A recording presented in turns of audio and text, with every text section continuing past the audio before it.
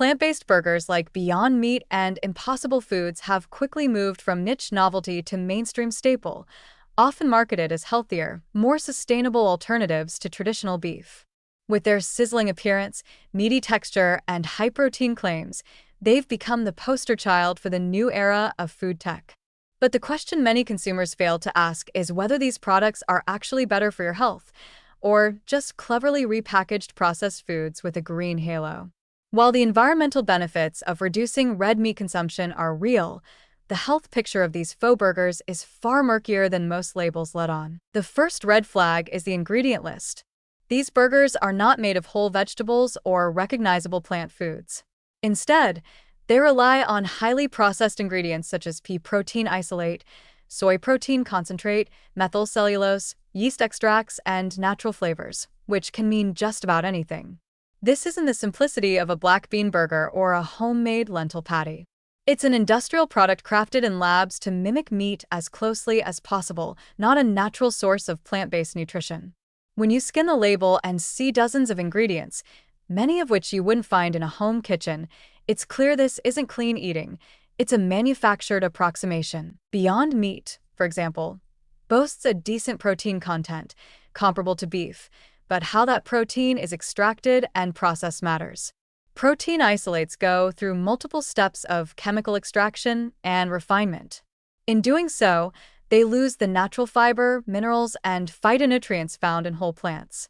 You're left with a single macronutrient removed from its original context, stripped of the very things that make real plant-based diets beneficial. That's a huge departure from the kind of food that supports long-term health. Then there's the fat content.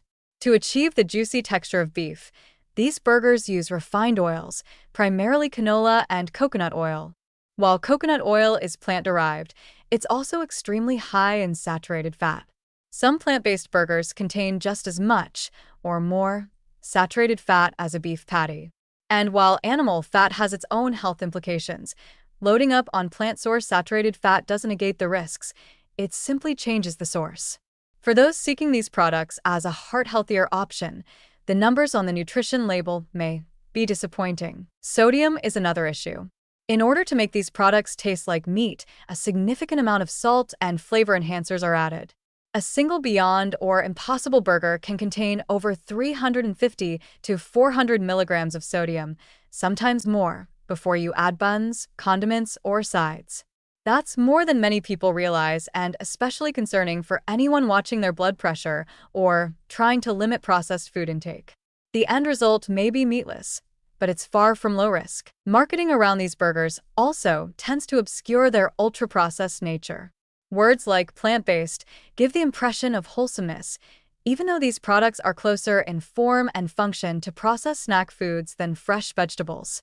The health halo created by smart branding convinces many to eat them frequently, thinking they're making a better choice.